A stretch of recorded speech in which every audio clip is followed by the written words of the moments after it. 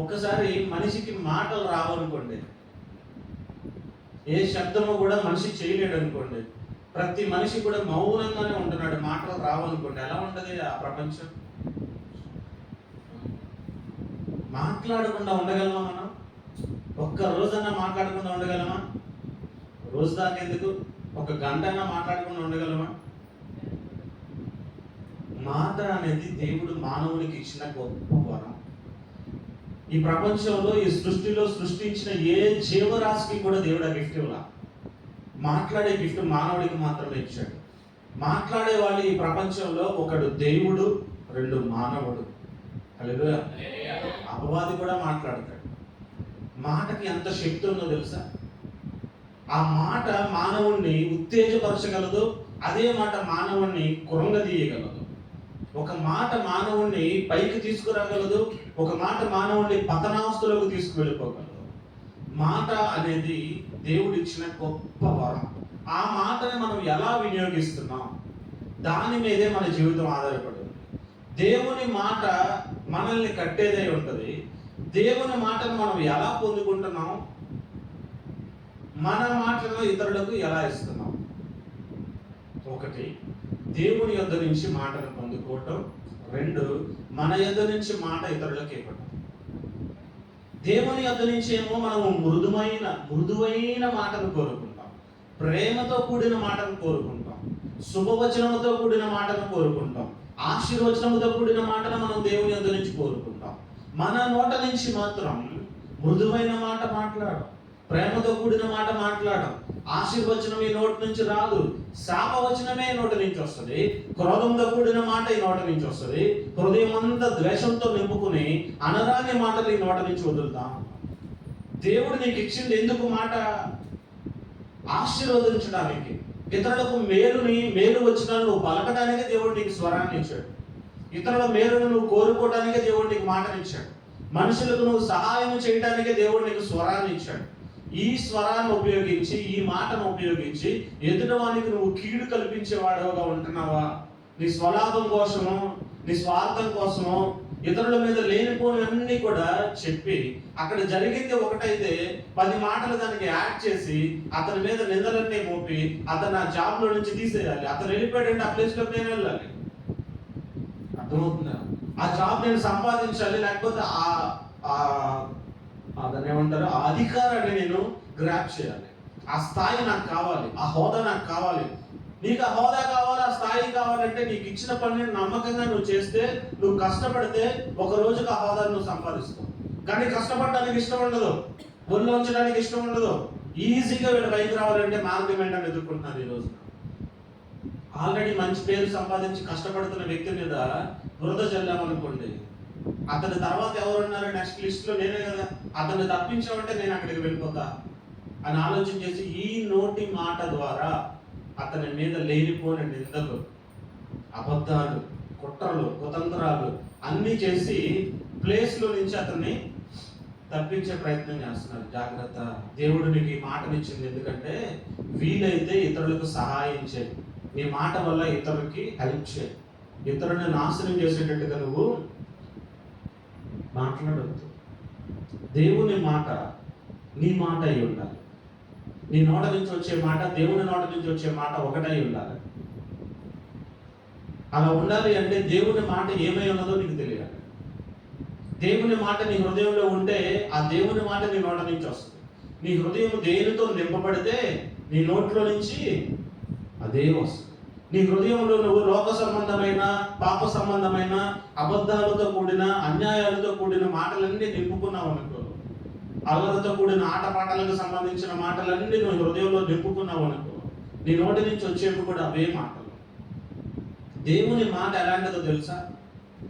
చూడండి ఒక మాట, 12వ కీర్తన 6వ వచనం. దేవుని మాటలు పవిత్రమైనవి, అవి మట్టి మూసలో 7 మారులు ఊది కలిగిన వెండి అంత పవిత్రములు. దేవుని మాట ఎప్పుడు కూడా పవిత్రమైందే.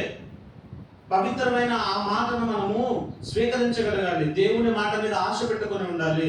దేవుని సన్నిధికి మనం ఎందుకు పదే పదే కూడుకునేదంటే, ఆయన పవిత్రమైన మాటలు నా హృదయంలో నింపుకోవాలి.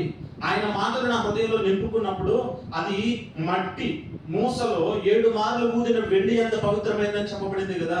వెండి మూసలో ఎందుకు ఊతారు? వెండిలో ఉన్న మాలిన్యము మస్తు అంతా కూడా బయటకు పోయి ఆ వెండి ఇంకా పవిత్రంగా మారటానికి ఆ కొలిమిలు దాన్ని పెడతారన్నమాట, ఆ మూసలో పెడతారు. దేవుని మాట కూడా మన హృదయంలోనికి వచ్చినప్పుడు, మనం విన్నప్పుడు ఆ మాట మన హృదయంలో ఉన్న మాలిన్యాన్ని అంతటిని కూడా తీసివేస్తూ ఉంటుంది, పరిశుద్ధపరుస్తూ ఉంటుంది, మన హృదయాన్ని పవిత్రపరుస్తూ ఉంటుంది. అందుకు దేవుని సన్నిధికి రావాలి. దేవుని మాట మీద ఆశ పెట్టుకుని దేవుని మాటను మనం వినాలి, శ్రద్ధ కలిగి వినాలి. ఆయన మాట మన హృదయాన్ని పవిత్రపరుస్తూ ఉంటుంది. మన హృదయంలో ఆ వారం అంతా లేదా అంతకుముందు దేవుని సన్నిధికి రాకముందు మన హృదయంలో పేరుకుపోయిన ఈ మాలిన్యము మస్తు అంతా కూడా క్లీన్ అవ్వాలంటే మార్గం ఒకటే, అది దేవుని మాట. దేవుని మాట మనలోనికి ప్రవేశించినప్పుడు మన అంతరంగంలో ఉన్న అపవిత్రత అంతటిని కూడా దూరం చేసి మనల్ని పవిత్రపరుస్తుంది. మన ఆలోచనలు పవిత్రపరుస్తుంది, మన చూపులను పవిత్రపరుస్తుంది, మన మాటను కూడా పవిత్రపరుస్తుంది. హల్లెలూయా. నీ నోట నుంచి ఆశీర్వచనాలు రావాలి అంటే దేవుని ఆశీర్వచనాలు నీ హృదయంలోనికి వెళ్ళాలి, నీ చెవులోనికి దేవుని మాటలు వెళ్ళాలి. నువ్వు చదువుచున్న వాక్యం నీ అంతరంగాన్ని కదిలించాలి. దేవుని మాటే బైబిల్ గ్రంథం. దేవుని చేత రాయబడిందే బైబిల్ గ్రంథం.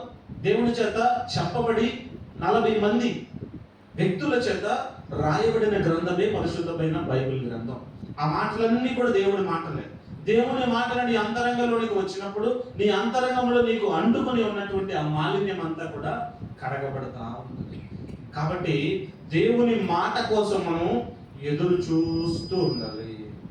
సామెతల గ్రంథం 7వ అధ్యాయంలో మొదటి 3 వచనాలు మీరు ఇక్కడ స్పష్టంగా చెప్తున్నాడు, నా మాటలను మనస్సులో ఉంచుకో, నా ఆజ్ఞను నీ యొద్ద దాచిపెట్టుకో, నా ఆజ్ఞను నీ మనస్సులో ఉంచుకున్న ఎడల, నీ కనుపాప వలె నా ఉపదేశములు కాపాడిన ఎడల నీవు బ్రతుకుదువు.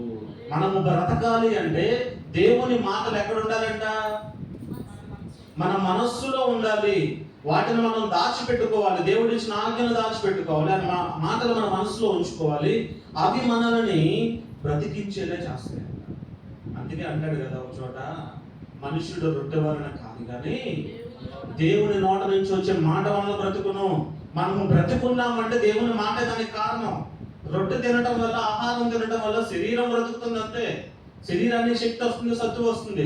నీ ఆత్మ బ్రతకాలి అంటే, నువ్వు జీవించి ఉండాలి అంటే దేవుని మాట నీ లోనికి ప్రవహిస్తూ ఉండాలి. నీ బాడీలో బ్లడ్ ఎలా సర్క్యులేట్ అవుతూ ఉంటే, శరీరానికి పంపింగ్ చేస్తూ ఉంటే, హార్ట్ నుంచి బాడీ అంతటికి ఆ బ్లడ్ ఉండడాన్ని బట్టి శరీరం బతుకు. హార్ట్ తేడా వచ్చినా, బ్లడ్ లేకపోయినా మనిషి వీక్ అయిపోతాడు. దేవుని వాక్యము కూడా నీలో ప్రవహిస్తూ ఉండాలి, ప్రసరిస్తూ ఉండాలి. దేవుని వాక్యం చేత నీ హృదయాన్ని నింపుకుంటూ ఉండాలి. దేవుని మాట చేత నీ హృదయాన్ని నువ్వు ఎప్పుడైతే నింపుకుంటూ ఉంటావో ఆ మాటలు నీ జీవితాన్ని కడతాయి, అవి నిన్ను కాపాడుతాయి. దేవుడు అంటే తెలియని ఒక వ్యక్తి ఉన్నాడు. భార్య దేవుణ్ణి ఎరిగింది, దేవుని సన్నిధికి వెళ్తా ఉంది. భర్తను సతాయిస్తా ఉంది. ఎప్పుడు దేవుని సన్నిధికి రావా? మా పాస్టర్ గారు మంచి మాటలు చెప్తాడు, బైబిల్లో అన్ని మంచి మాటలు ఉన్నాయి, మీటింగ్ జరుగుతుంది, రా రా వెళ్ళు వెళ్ళు అని ఫోర్స్ చేస్తుంటే ఇవి బోరు పడలేకపోతున్నాను రా బాబు, వెళ్ళి కనీసం ఒక 3 ముక్కలన్నా నేర్చుకుని వస్తాను. వాళ్ళ ఆవిడికి చెప్పాడు, ఏమో ఈరోజు నేను వెళ్తున్నాను, వెళ్ళి పాస్టర్ గారు చెప్పిన మాటల్లో 3 ముక్కలైనా సరే నేర్చుకుని వస్తా. ఆ ముక్కలు నాకేమైనా ఉపయోగపడతాయేమో చూస్తా. నువ్వు చెప్తున్నావుగా దేవుడి మాటలో ఏదో శక్తి ఉందని, ఆ మాటలు నాకు ఏమి నేర్పిస్తాయో చూస్తా అని చెప్పి వచ్చాడు. బయలుదేరాడు, దేవుడి సన్నిధికి బయలుదేరాడు. మీటింగ్ స్టార్ట్ అవుతుంది. సరే నేను వెళ్తున్నాను, నువ్వు రా అని చెప్పి ఆమె వెళ్ళిపోయింది. బయలుదేరితే మధ్యలో మనోడికి ఫ్రెండ్స్ ఉంటారుగా, దేవుని దగ్గరికి వెళ్తున్నానంటే వెంటనే ఈజీగా వెళ్ళిపోనిస్తాడు. ఏంటి అపవాది? ఆయన బయలుదేరి రాగానే చిన్ననాటి స్నేహితుడు కూడా కనబడ్డాడు. ఆపాడు, మాట్లాడుతూ మొదలు పెట్టాడు. 10th క్లాస్మేట్, అప్పుడు అలా చేసాం, మనకు అప్పుడు ఇలా చేసాం, మన మాస్టర్ ఎలా ఉన్నాడు, ఇలా ఉన్నాడు, అలా ఉన్నాడు అని మాటలో పెట్టాడు. దేవుని మాట కోసం వెళ్తుంటే ఈయన చెవులకి ఇష్టమైన మాటలు తగిలినాయి. ఇక్కడ దేవుని మాట కోసం వెళ్తుంటే నీ చెవుకి ఏది ఇష్టమో, దురద చెవులు కలిగిన మనల్ని సంతోషపెట్టే మాటలు ఏవి ఇష్టమో, కొంతమందికి క్రికెట్ అంటే ఇష్టం అనుకోండి, ఆ క్రికెట్ గురించిన మాటలు చెప్పేవాడు దొరుకుతాడు దేవుని సన్నిధికి బయలుదేరి వెళ్ళినప్పుడు. నువ్వు మాట్లాడుతూ ఉంటాడు, పలానా రోజు ఈ మ్యాచ్ జరిగింది, ఆ ప్లేయర్ నేను చూసాను, ఇన్ని 6లు కొట్టాడు, ఇన్ని 4లు కొట్టాడు అంటే ఈయనకి ఇష్టం కదా ఈ మాటలు. ఈ మాటలు ఇష్టం కాబట్టి ఈయన కూడా ఏకీభవించి ఈయనతో మాట్లాడుతూ ఉంటాడు. కొంతమందికి రాజకీయాలు అంటే ఇంట్రెస్ట్, రాజకీయపరమైన మాటలు మాట్లాడదు. ఇప్పుడు మనం ఎలక్షన్ సీజన్ లో ఉన్నాంగా, ఇప్పుడు ఎవరిని కలిపినా రాజకీయాలే. నిన్నో మొన్న జగన్ రాయితో కొట్టారంట, న్యూస్ పేపర్ మొత్తం అదే. ఆయన హాస్పిటల్లో ఉన్నాడని, రాళ్ళతో కొట్టాడని, వాటి గురించిన మాటలు, వార్తలు, లోక వార్తలనే వినపడతా ఉంటే ఆయన అలాగే ఆపేశారు. మాట్లాడాడు అంతా అయిపోయిన తర్వాత చివరిలో గుర్తొచ్చింది, అరే నేను మందిరానికి వెళ్ళాలి, మీటింగ్ జరుగుతుంది, ఆగ్రహ తర్వాత మాట్లాడతాను నీతో అని చెప్పి గబగబా బయలుదేరాడు. ఈయన వెళ్ళేసరికి మీటింగ్ అంతా అయిపోయింది, అందరూ భోజనానికి వెళ్తున్నారు. పాస్టర్ గారు అక్కడ నుంచి వచ్చిన వాళ్ళందరినీ వెల్కమ్ చెప్తూ, వచ్చారయ్యా అని షేక్ హ్యాండ్ ఇస్తూ, రండి రండి అని చెప్పి చెప్తా ఉన్నాడు. ఈయన వెళ్ళగానే ఈయన కూడా చూస్తున్నాడు, వెళ్ళగానే వచ్చారా అని షేక్ హ్యాండ్ ఇచ్చాడు. ఈయన మైండ్లో ఏమనుకున్నాడు, అది మొదటి మాట, పాస్టర్ గారి నోటి నుంచి వచ్చిన మాటలు పట్టుకోవాలిగా. వచ్చారా అనగానే చెవిలో విన్నాడు, వచ్చారా గుర్తుపెట్టుకున్నాడు మైండ్లో.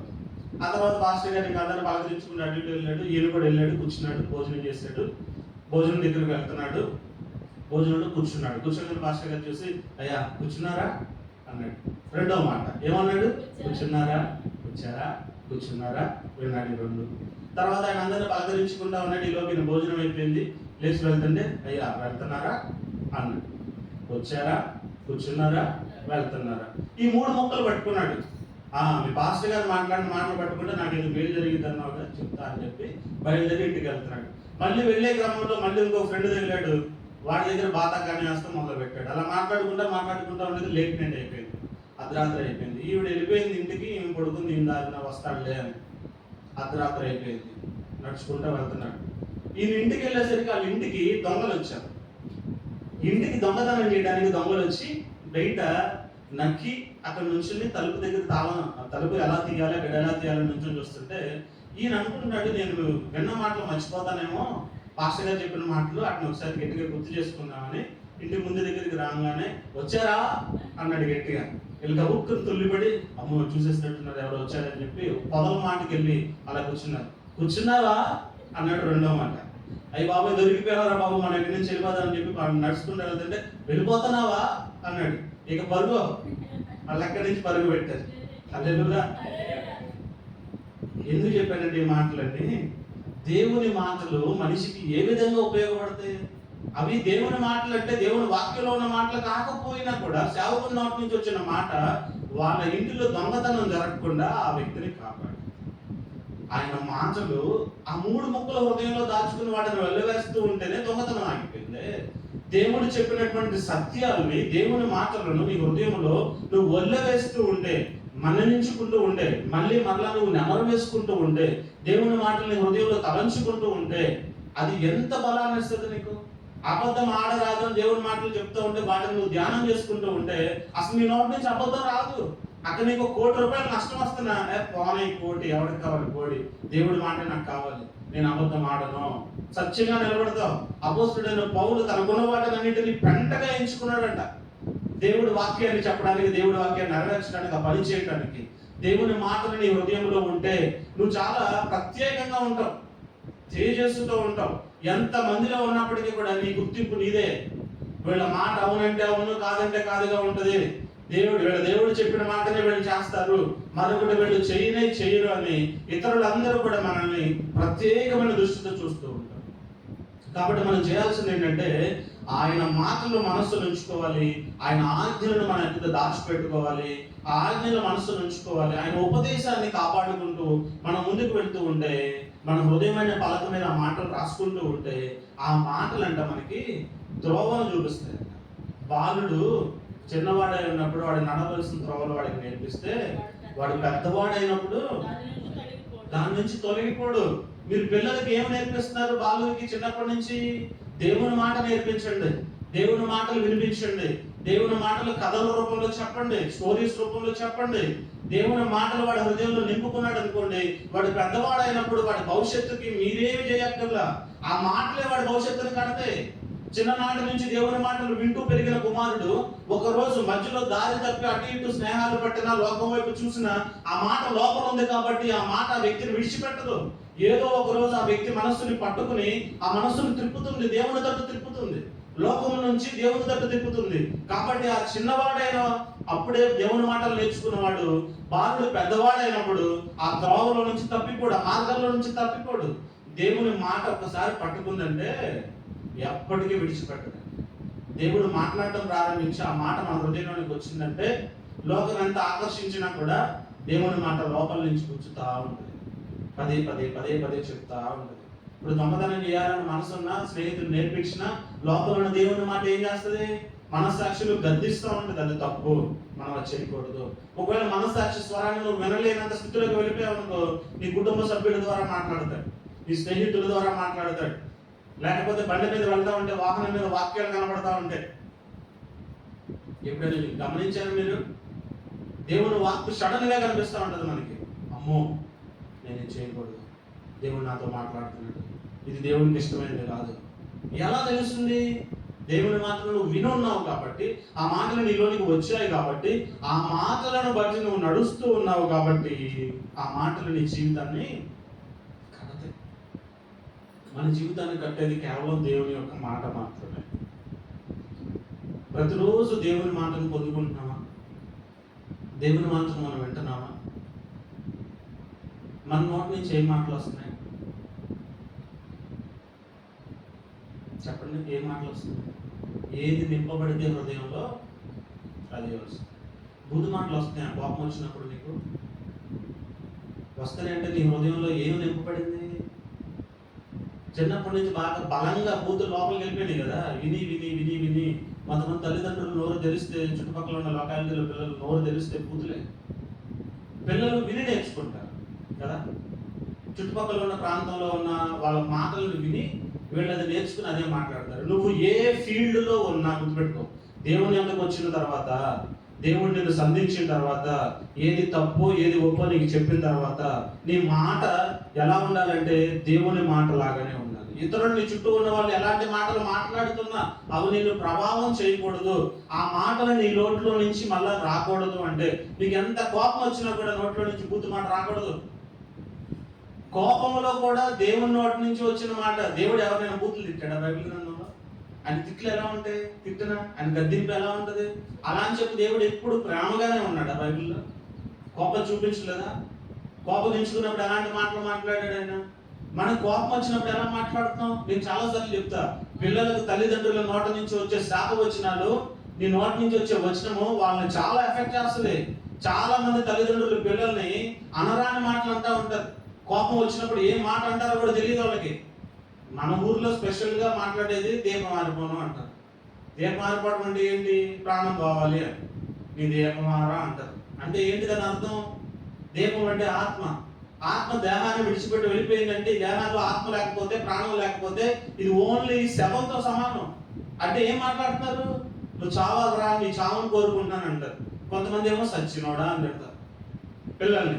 ఎప్పుడు పోతావరా నువ్వు అంటారు. భర్తలను తిడతారు కోపం వచ్చినప్పుడు. వాళ్ళు ఎంత తప్పు చేసినా, ఎలాంటి ఇది చేసినా, నీ నోట నుంచి వచ్చే మాట ఎప్పుడైనా సరే గుర్తుపెట్టుకో, నువ్వు నోట నుంచి వచ్చిన మాటనే దేవుడు దాన్ని రూఢి చేస్తాడు. నువ్వు శపించిన ఆ శాపమే నీ కుటుంబంలోకి వస్తుంది. నీ నెత్తి మీద మట్టి పోసుకున్నట్టే నీ మాటల వల్ల, కోపంలో. అందుకే కోపం వచ్చినప్పుడు మాట్లాడకూడదు. కోపంలో మౌనంగా ఉండాలి. కోపం వచ్చినప్పుడు నోట్లో నీళ్లు పోసేసుకోండి. కోపం వచ్చింది అనుకోండి, పక్కన వాటర్ బాటిల్ ఉంటే కబుక్కు నోట్లో నీళ్ళు పోసేసుకోండి. నింగ మాట నోట్లో ఉంచుకోండి, శబ్దం బయటకు రానమాట. నీ నోటి నుంచి శాపం వచ్చిన రాకూడదు. కోపంలో ఉన్నప్పుడు నువ్వు నిగ్రహించుకోవాలి, నీ కోపాన్ని నువ్వు అణుచుకోవాలి. నరుడు కోపం దేవుని అయితే నెరవేర్చదు. ఆ క్రోధంలో నువ్వు కలిగి ఒక్కొక్క మాట రేపటి రోజున అది నీకే తిరిగి వస్తుంది. అప్పుడు నువ్వు తట్టుకోలేవు. కోపంలో నీ కుమారుడు, నీ భర్తను నువ్వు తిట్టావనుకో, రేపు వదిన నీ భర్త లేకపోతే నీ బ్రతికేంటి? ఆ భర్త ఇచ్చోడో పిచ్చోడో ఎలాంటోడో భర్తే అక్కడ ఉన్నాడు అంటే, తాగుబోతాడు అవనివ్వండి, తిరుగుబోతాడు అవనివ్వండి, ప్రాణాలతో భర్త ఉంటే ఏదో ఒక రోజు అతను మారుతాడు. నువ్వు బ్రతుకున్న నాకు ఉపయోగం ఏంటి? చావరాదని నువ్వు అన్నావు అనుకో, ఆ మాటను దేవుడు ఓకే చేశాడు అనుకో, నెక్స్ట్ డేనా ఆయన టాటా చెప్పాడు అనుకో, అప్పుడేంటి నీ పరిస్థితి? జాగ్రత్త. నోట నుంచి వచ్చే మాట చాలా జాగ్రత్తగా ఉండాలి. కోపాన్ని అసలు తెచ్చుకోవద్దు. కోపం వచ్చినా సరే మౌనం అయిపోద్దు. ప్రార్థన చేసుకోండి. చాలా కష్టం, చెప్పినంత తేలిక కాదు. ఇక్కడ నుంచి మాట్లాడుతున్నా నేను, నాకు కోపం వచ్చినా దాన్ని కంట్రోల్ చేసుకుంటే కష్టం. అది ప్రాసెస్ ఎవ్రీ డే. ఎందుకు కోపాన్ని మనం ఎలా జయించగలుగుతామంటే, దేవుని వాక్యం చేత నీ హృదయాన్ని నింపుకుంటూ ఉన్నప్పుడు, దేవుని వాక్యము నీ హృదయంలో బలంగా ఉన్నప్పుడు, ప్రతిరోజు వాక్యము చదువుతూ వాక్యంతో సహవాసం చేస్తూ ఉన్నప్పుడు వాక్యమే నీకు ఆ నిగ్రహ శక్తిని ఇస్తుంది. దేవుడు మనకి శక్తియు ప్రేమయు ఇంద్రియ నిగ్రహములు గల ఆత్మనే ఇచ్చాడు. పిరికితనంగా ఆత్మల ఇంద్రియాలను నిగ్రహించుకునే ఆత్మ దేవుడు మనకి ఇచ్చాడంటే ప్రతి మానవుడికి కూడా తన ఇంద్రియాలను, పంచేంద్రియాలను అనగా తన కోపాన్ని, తన శరీరంలో వచ్చేటువంటి ప్రతి రియాక్షన్ ని కూడా కంట్రోల్ చేసుకునే శక్తిని దేవుడు ఇచ్చాడు. ఎందుకంటే మన దేవుడు అవన్నీ కంట్రోల్ చేసుకున్నాడు. భూమి మీదకి వచ్చాడు, మనలాగే పుట్టాడు, నరావతారిగా ఈ లోకంలో ఉన్నాడు. ఆయనకి రాలేదా కోపం? తెప్పించలేదా కోపం? వచ్చింది. ఆ కోపాన్ని ఎలా ప్రదర్శించాడు? ఆకలి వేసినప్పుడు, బాగా నీరసంగా ఉన్నప్పుడు రొట్టె తీసుకొచ్చి అపవాది ఈ రొట్టెలు తిను అని నీకు కావాల్సినది నేను ఇస్తా, ఈ భూమి అంతా నీదే అన్నప్పుడు ఎలాంటి మాట మాట్లాడాడు? నరుడు రొట్టె వల్ల కాదు కానీ దేవుడి నోటి నుంచి వచ్చే మాట వల్ల బ్రతుకుతాడు అని మాట్లాడాడు. ప్రతిదీ ఆయన ఎలా ఓవర్కమ్ చేసుకుంటూ వచ్చాడు. అన్యాయం ఆయనకి చేయలేదా? నమ్మిన శిష్యుల్లోనే ఒక శిష్యుడు ఆయన నమ్మేశాడు. అమ్మేసిన శిష్యుని శాపం వచ్చిన ఆయన పెట్టాడా? అదే మనం అనుకోండి, మనల్ని ఎవరైనా మోసం చేశాడు అనుకోండి, వ్యాపారంలోనో 1 లక్ష తీసుకుని ఇవ్వకుండా ఎగ్గొట్టాడు అనుకోండి, అస్సలు మన నోటి నుంచి వచ్చే మాటలు ఉంటాయి చూడండి, ఎన్ని శాపం వచ్చినాడు. 1 సంవత్సరం తర్వాత, 2 ఏళ్ల తర్వాత ఆ 1,00,000 వడ్డీ వేసి తీసుకొచ్చి ఇచ్చాడు అనుకోండి, మీరు అన్న మాటలన్నీ తిరిగి వస్తాయా? మీరు శాపం వచ్చిన వాళ్ళనే మీరు పలికారు, డబ్బులు ఇచ్చి ఇవ్వలేని స్థితిలో ఉన్నాడు, డబ్బులు ఇవ్వలేదని అనరాని మాటలన్నీ అనేసి, మట్టి తీసి ఇసిరేసి అదైపో ఇదైపో గంపనాశనం అయిపో అని మాటలన్నీ అనేసి ఒక రోజుగా వాడు తిరిగి ఆ డబ్బులు తీసుకొచ్చి ఇచ్చాడు అనుకోండి, అప్పుడు జాగ్రత్త. డబ్బు పోతే పోయింది. డబ్బు గురించి ఇతరులను మాటలు అనొద్దు. ఆ మాటలు తిరిగి నీ కుటుంబం మీదకే వస్తాయి. అందుకే నేను పదే చెప్తా, వడ్డీకి డబ్బులు ఇవ్వద్దు అని. వడ్డీకి డబ్బులు ఇస్తే ఆ వడ్డీ కట్టేవాడు ఎంత బాధపడతా కడతా ఉంటాడు, ఎంత ఆవేదన చెందుతూ డబ్బులు కడతా ఉంటాడు. 1,00,000 అయితే 1,00,000 వడ్డీ, డబుల్ వడ్డీ, ఇంకా వడ్డీలు చక్ర వడ్డీలు కట్టుకుంటూ వెళ్తా ఉంటారు. వాళ్ళ కష్టాన్ని, వాళ్ళ రక్తాన్ని లిటరల్ గా నువ్వు లాగుతున్నావు అంతే, రక్తం తాగుతున్నావు అంతే. కఠినమైన మాటలు మాట్లాడుతూ ఉంటారు. నాకు తెలుసు, నేను చూశాను. డబ్బులు ఇచ్చి డబ్బులు ఇవ్వట్లేకపోతున్నారు, ఇంట్లో ఉన్న వస్తువులు లాక్కెళ్ళిపోయేవాడు. పొయ్యి మీద అన్నం ఉడుకుతూ ఉంటే ఆ కొండను పక్కకు తోసేసి పొయ్యిని బండని తీసుకెళ్ళిపోయిన ప్రబుద్ధులు ఉన్నారు. వాళ్ళ కడుపు మీద కొట్టేవాళ్ళు ఉన్నారు, అనరాని మాటలు అనేవాళ్ళు ఉన్నారు. దయచేసి మీరు ఎప్పుడు కూడా ఎవరిని కూడా శాపవచనాలు పాల్గొద్దు. వాళ్ళు మిమ్మల్ని అంటున్నారా, మిమ్మల్ని తిడుతున్నారా?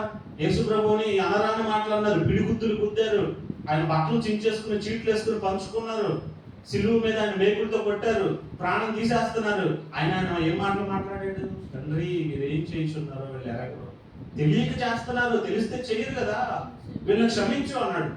ఆ మాట నీ నోట ఉందా? క్షమించే మాట నీ నోట ఉందా? అది దేవుడు కోరుకునేది నీ నుంచి, నా నుంచి. ఆయన అలాంటి స్వభావం కలిగినాడు. మనల్ని ఆ స్వభావంలోకి మారాలంటున్నాడు. అలా మారడానికి ఆయనే సహాయం చేస్తాడు. పరిశుద్ధాత్మ రూపిలో మనతోనే ఉంటాడు, మనల్ని నడిపిస్తూ ఉంటాడు, ప్రతిరోజు మనతో మాట్లాడుతూ మనల్ని గైడ్ చేస్తూ ఉంటాడు. ఆయన స్వరాన్ని వినడానికి నువ్వు మనసు ఇవ్వాలి. ఆయన మాటల్ని హృదయంలో భద్రపరుచుకుని వాటిని హృదయమైన పలక మీద రాసుకుని ఆయన ఇచ్చే ఆజ్ఞలన్నింటినీ గట్టిగా పట్టుకుని వాటి ప్రకారం నువ్వు నడుస్తూ ఉంటే ఆయన ప్రతి స్టెప్ లో కూడా నీకు తోడుగా ఉంటూ నిన్ను లీడ్ చేస్తూ నడిపిస్తూ ఉంటాడు. నీ హృదయాన్ని ఆయనకి నువ్వు ఇస్తే ఆయన నీతో మాట్లాడుతూ ముచ్చటిస్తూ ముందుకు తీసుకుని వెళ్తా ఉంటాడు. కోపం వచ్చే సందర్భాలు అపవాది గుర్తిస్తాడు, అనుకున్నవి జరగనివ్వడు. అప్పుడే తెలుస్తుంది నువ్వేంటో. అదే నీకు పరీక్ష వచ్చినప్పుడు నిలబడాలి. ఎగ్జామ్స్ రాసేటప్పుడు కరెక్ట్గా నిలబడి రాస్తేనే నెక్స్ట్ క్లాస్లోకి వెళ్తావు కదా. దేవుని సన్నిధిలో కూడా దేవుని యొద్ద నుంచి వచ్చే మాటను పట్టుకున్న నీవు ఆ మాటనే నీ నోట నుంచి పలకాలి. అలా కాకుండా దేవుని మాటకు ఒకటి కలపటము చెరపటము చేయకూడదు. దేవుని మాట ఎలా ఉందో యథాతథముగా అలాగే దాన్ని స్వీకరించాలి తప్ప మనకి నచ్చినట్టుగా వాక్యాన్ని మార్చుకోకూడదు, మలుచుకోకూడదు. జాగ్రత్త. దేవుడి మాట చాలా బలమైనది. అలాగే నీ నోటి నుంచి వచ్చే మాట కూడా చాలా బలమైనది.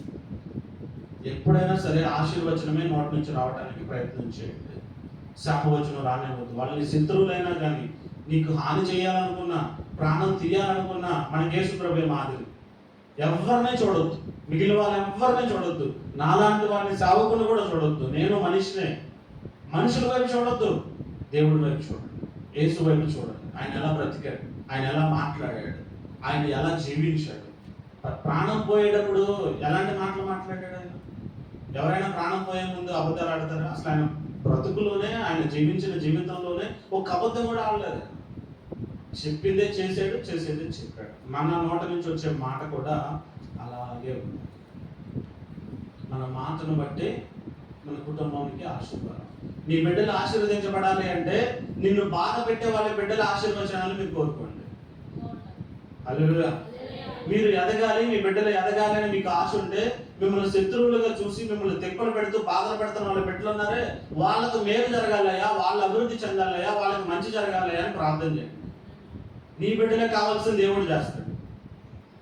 నీకు శత్రువులుగా ఉన్న వారికి మేలు జరగాలని ప్రార్థన చేయండి. వాళ్ళకి శాప వచనాలు పెట్టడం లోకస్తులందరూ పెడతారు. సరిహద్దులో తగాదా వచ్చింది అనుకోండి, పక్కింటి వాడితో తగాదా వచ్చింది అనుకోండి, వాడి మీద లేనిపోని మాట్లాడి కొంతమంది కారాడుతూ ఉంటారు. కనపడినప్పుడల్లా కాకిలాగా తిడతానే ఉంటారు, కూతురు తిడతానే ఉంటారు. నువ్వు అలా అయిపోతావు, ఇలా అయిపోతావు, నీ పిల్లలు అలా అవుతారు, అలా అవుతారు. వాళ్ళు మిమ్మల్ని అంటున్నారు అనుకోండి, ఉదాహరణకి అలా అన్నప్పుడు ప్రభా తెలియక అంటున్నారయ్యా, వాళ్ళని దీవించు. ఇప్పుడు ఆ స్థలం దగ్గర తగాదా వచ్చింది, వాళ్ళకి అదొక్కటే ఉంది, వేరే ఇంకేమీ లేదు. అందుకే దాని మీద మనసు నిలిపి అది ఎక్కడ పోతుందో అది కావాలనో లేకపోతే మందలు ఆపుకోవాలనో చూస్తున్నారు. వాళ్ళు ఎందుకు అలాంటి మనసు తెచ్చుకున్నారు? వాళ్ళకి ఏమీ లేదు కాబట్టి. ప్రభు వాళ్ళని దీవించి ఆశీర్వదించాలి. ఇంకో 10 ఇల్లు ఇవ్వు, ఇంకో 10 ఎకరాలు ఇవ్వు. అప్పుడు ఆ ఎక్కువ ఉన్నప్పుడు ఇది చిన్నగా కనిపిస్తుంది, అప్పుడు నాతో గొడవ రాదు. అలాగే ఆ ఆశీర్వాదం లేకే కదా ఈ తిప్పలన్నీ, ఈ మనసు అంతా. ఆశీర్వదించాలి అని ప్రార్థన చేయండి. ఎప్పుడైనా ఇలా చేశారా, ఇలా ఆలోచన చేశారా? చేయరు. నాకు రాకుంటుందా, నా దగ్గర న్యాయం ఉంది, నా వైపు న్యాయం ఉంది, నా పేపర్లో ఉన్న స్థలం నాది, ఇది నాది కాబట్టి నేను పోరాడాలి. పోరాడు, దేవుడి దగ్గర ప్రార్థన చేయి. వాళ్ళతో పోరాడొద్దు, వాళ్ళతో కొట్లాడొద్దు. వాళ్ళు లోకస్తులు, వాళ్ళకి తెలియదు. వాళ్ళు అదే సత్యం అనుకుంటున్నారు, అది ఎలాగైనా సంపాదించుకోవాలనుకుంటారు. ఏం చేసైనా సరే నాకు ఆస్తి వస్తే చాలు అనుకుంటున్నారు. కానీ ఆస్తికి మించిన ఆస్తి దేవుడే మనతో ఉన్నాడు కదా. ఆయనకు వ్యతిరేకంగా మనం మాట్లాడొద్దు. జాగ్రత్త. ఈరోజు ఈ మాటలు చెప్పిన నేను, నాకే అలాంటి పరిస్థితి ఎదురవచ్చేమో. ఎదురైనప్పుడు నేను ఈ మాటని నెరవేర్చాలి. మీ జీవితాల్లో జరిగిన మీరు నెరవేర్చాలి. పోతే పోతే స్థలం పోనే ఉంది. వాళ్ళు ఒకరోజు పట్టబడతారు, వాళ్ళ ఆత్మ రక్షించబడతారు. దేవుడి దగ్గర కావాల్సింది అది. మన మాట ఇతరులను జీవింప చేయాలి. ఫస్ట్ చూసాం కదా, దేవుడి మాట మనల్ని బ్రతికిస్తుంది, జీవించేలా చేస్తుంది. మన మాట కూడా ఇతరులను బ్రతికించాలి. నీ నోటి నుంచి వచ్చే మాట ఇతరులు చచ్చిపోవాలనుకోకూడదు. చావనైనా చావచ్చు కదా, ఆ బ్రతికి ఏమి సాధిస్తావు? చిన్నపిల్లలు ఇంటర్లోనో 10th పిల్లలు చదువుతున్నప్పుడు వాళ్ళు ఫెయిల్ అయ్యారనుకోండి, ఏమని మాట్లాడతారు? ఓడిపోతే చచ్చిపోవడమేనా? ఇంకా మార్కులు రాకపోతే ఇంక చచ్చిపోవడమేనా? ఈ రోజున ప్రెషర్ అలా పెట్టేస్తున్నారు పిల్లలకి. అలాంటి మాటలు దయచేసి మీరు మాట్లాడొద్దు. ఓడిపోతే పోనండి, అది కాకపోతే ఇంకొకటి దేవుడు ఇస్తాడు, శ్రేష్టమైనది ఇస్తాడు. కాబట్టి శాపవచనాలు, నువ్వు చచ్చిపో, నేను చచ్చిపోతా, నేను చచ్చిపోతే బాగుండు, ఈ బాధలు ఉండవు నాకు, మిమ్మల్ని మీరు తిట్టుకుంటా ఉంటారు. ఎందుకు ఈ బ్రతుకు, చస్తే బాగుండు, ఇట్లాంటి మాటలు దయచేసి అనుకోవద్దు. మీరు కోరుకున్నదే జరుగుతుంది. జాగ్రత్త. నీ నోట నుంచి ఇతరులను శపించొద్దు, నిన్ను నువ్వు శపించుకోవద్దు. ఇతరులను ఆశీర్వదించు, నిన్ను నువ్వు ఆశీర్వదించుకో. దేవుడు అదే చేసేవాడు, ఆయన అందరిని ఆశీర్వదించేవాడు. అలాంటి మనస్సు మనం కలిగి ఉందాం. దేవుని మాటను మన నోట నుంచి పలుకుదాం, గొప్పగా ఆశీర్వదించబడదాం.